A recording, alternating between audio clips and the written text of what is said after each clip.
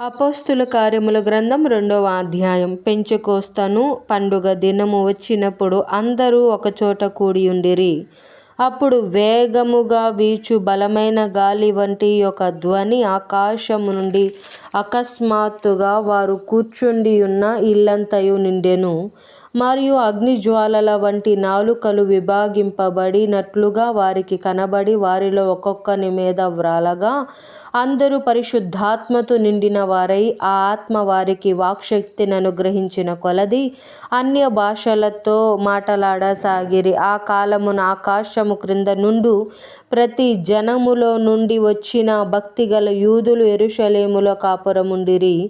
ఈ శబ్దము కలుగగా జనులు గుంపులుగా కూడి వచ్చి ప్రతి మనుష్యుడు తన తన స్వభాషతో వారు మాటలాడుట విని కలవరపడిరి. అంతటా అందరూ విభ్రాంతి నొంది ఆశ్చర్యపడి, ఇదిగో మాటలాడుచున్న వీరందరూ గలిలయులు కారా? మనలో ప్రతివాడు తాను పుట్టిన దేశపు భాషతో వీరు మాటలాడుట మనము వినుచున్నామే. ఇదేమి పార్తీయులు, మాదీయులు, ఎలామీయులు, మెసొపొతామియా, యూదయ, కప్పదొకియా, పొంతు, ఆసియా, పుగ్రియా, పంఫులియా, ఐగుప్తు అను దేశములందలి వారును, కురేనే దగ్గర లిబియా ప్రాంతములయందు కాపురమున్న వారు, రోమా నుండి పరవాసులుగా వచ్చిన వారు, యూదులు, యూదా మత ప్రవిష్టులు, కేతీయులు, అరబీయులు మొదలైన మనమందరమును వీరు మన భాషలతో దేవుని గొప్ప కార్యములను వివరించుట వినుచున్నామని చెప్పుకొనిరి. అందరూ విభ్రాంతి నొంది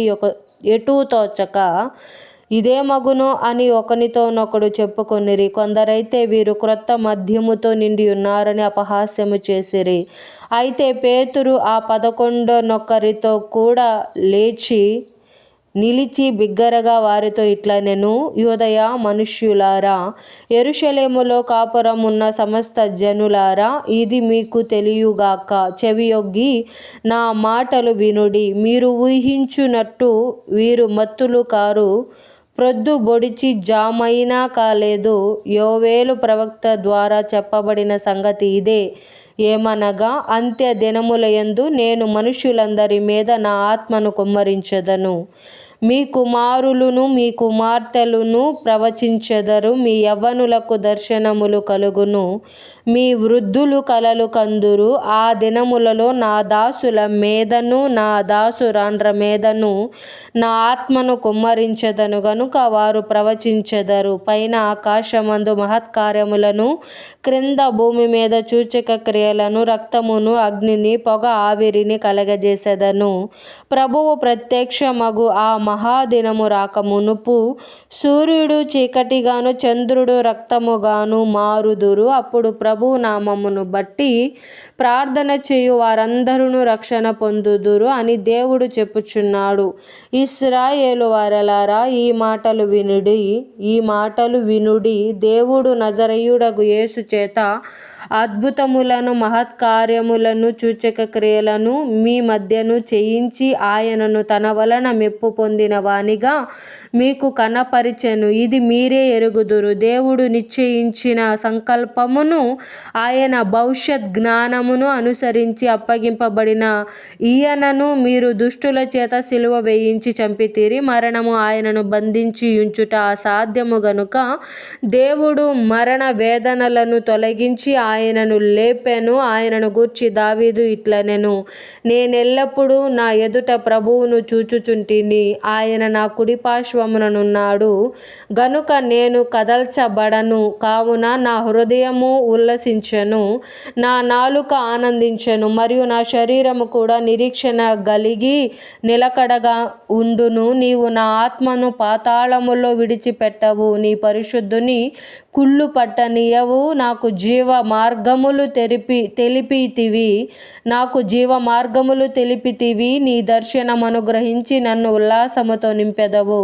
సహోదరులారా, మూల పురుషుడకు దావీదును గూర్చి మీతో నేను ధారాళముగా మాటలాడవచ్చును. అతడు చనిపోయి సమాధి చేయబడెను.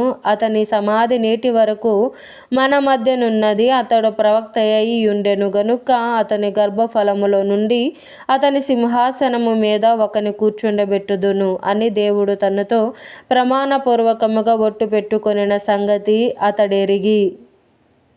అతడెరిగి క్రీస్తు పాతాళములో విడవబడలేదనియు ఆయన శరీరము కుళ్ళిపోలేదనియు దావీదు ముందుగా తెలుసుకొని ఆయన పునరుద్ధానమును గూర్చి చెప్పాను. ఈ యేసును దేవుడు లేపెను, దీనికి మేమందరము సాక్షులము కాగా ఆయన దేవుని కుడిపార్శ్వమునకు హెచ్చింపబడి పరిశుద్ధాత్మను గూర్చిన వాగ్దానమును తండ్రి వలన పొంది మీరు చూచుచు వినుచునున్న దీనిని కుమ్మరించి ఉన్నాడు. దావీదు పరలోకమునకు ఎక్కిపోలేదు, అయితే అతడిట్ల నేను నీ శత్రువులను నీ పాదముల క్రింద పాదపీఠముగా ఉంచు వరకు నీవు నా కుడి పార్శ్వమున కూర్చుండుమని ప్రభువు నా ప్రభువుతో చెప్పెను. మీరు సిలువ వేసిన ఈ యేసునే ప్రభువుగాను క్రీస్తుగాను నియమించెను. ఇది ఇశ్రాయేలు వంశమంతయు రూఢిగా తెలుసుకొనవలెనని చెప్పెను. వారు ఈ మాటలు విని హృదయములో నొచ్చుకొని, సహోదరులారా, మేమేమి చేతుమని పేతురును కడమ అపోస్తలులను అడుగగా, పేతురు, మీరు మారు మనసు పొంది పాప క్షమాపణ నిమిత్తము ప్రతి వాడు యేసుక్రీస్తు నామమున బాప్తిస్మము పొందుడి, అప్పుడు మీరు పరిశుద్ధాత్మ అను వరము పొందుదురు. ఈ వాగ్దానము మీకును మీ పిల్లలకును దూరస్తులందరికీ అనగా ప్రభువైన మన దేవుడు మన యొద్దకు పిలిచిన వారందరికీ చెందునని వారితో చెప్పాను. ఇంకను అనేక విధములైన మాటలతో సాక్ష్యమిచ్చి, మీరు మూర్ఖులకు ఈ తరము వారికి వేరై రక్షణ పొందుడని వారిని హెచ్చరించెను. కాబట్టి అతని వాక్యము అంగీకరించిన వారు బాప్తిస్మము పొందిరి. ఆ దినమందు ఇంచుమించు 3,000 మంది చేర్చబడిరి. వీరు అపోస్తలుల బోధ యందును సహవాసమందును రొట్టె విరుచుట యందును ప్రార్థన చేయుట యందును ఎడతెగక యుండిరి. అప్పుడు ప్రతి వానికి భయము కలిగెను, మరియు అనేక మహత్కార్యములను సూచక క్రియలను అపోస్తలుల ద్వారా జరిగెను. విశ్వసించిన వారందరూ ఏకముగా కూడి తమకు కలిగినదంతయు సమిష్టిగా ఉంచుకొనిరి. ఇదియుగాక వారు తమ చరస్థిర ఆస్తులను అమ్మి అందరికీ వారి వారి అక్కర కొలది పంచిపెట్టిరి. మరియు వారేక మనస్కులై ప్రతి దినము దేవాలయములో తప్పక కూడుకొనుచు ఇంటింట రొట్టె విరుచుచు దేవుని స్తుతించుచు ప్రజలందరి వలన దయ పొందిన వారై ఆనందముతోనూ నిష్కపటమైన హృదయముతోనూ ఆహారము పుచ్చుకొనుచుండిరి. మరియు ప్రభువు రక్షణ పొందుచున్న వారిని అనుదినము వారితో చేర్చుచుండెను.